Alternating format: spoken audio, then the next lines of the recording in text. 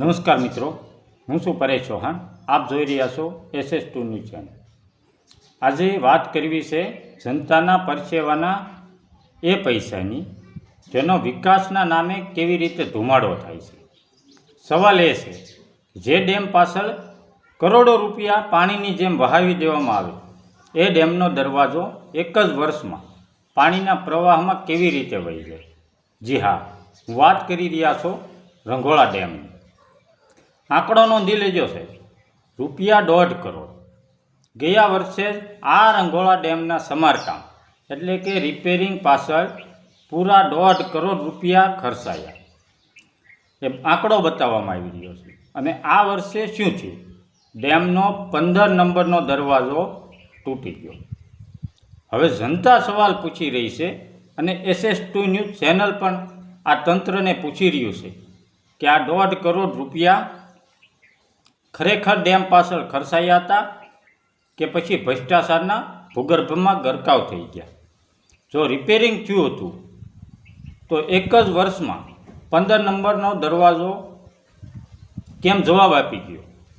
શું આ સરકારની મંજૂરીઓ ફક્ત કાગળ પર જ દોડતી હતી? કોન્ટ્રાક્ટરો અને અધિકારીઓની મિલીભગતનો ભોગ દર વર્ષે જનતાએ જ કેમ બનવું પડે છે? જો ડેમ આખો તૂટ્યો હોય અને કોઈ મોટી હોનારત સર્જાઈ હોત તો એની જવાબદારી કોણ લે? કાગળ પર મજબૂત દેખાતો ડેમ હકીકતમાં કેટલો પોકળ હતો એ આ તૂટેલા દરવાજાએ સાબિત કરી બતાવ્યું છે.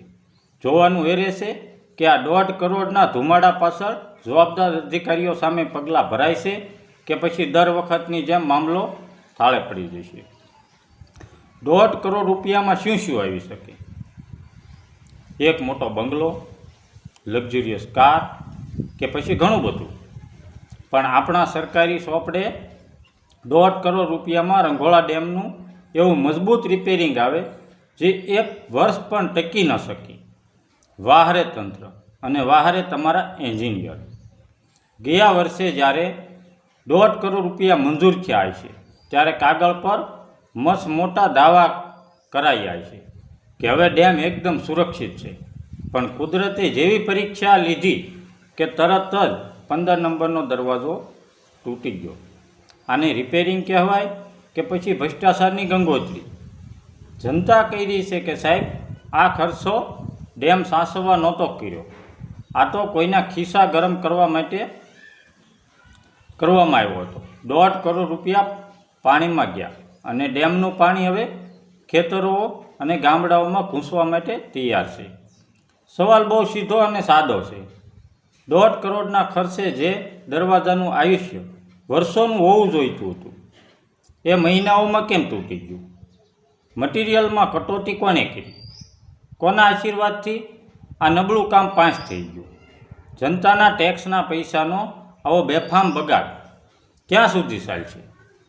સવાલો અનેક છે, પણ તંત્ર પાસે દર વખતની જેમ એક જ જવાબ હશે: અમે તપાસની કમિટી નિમી દીધી છે.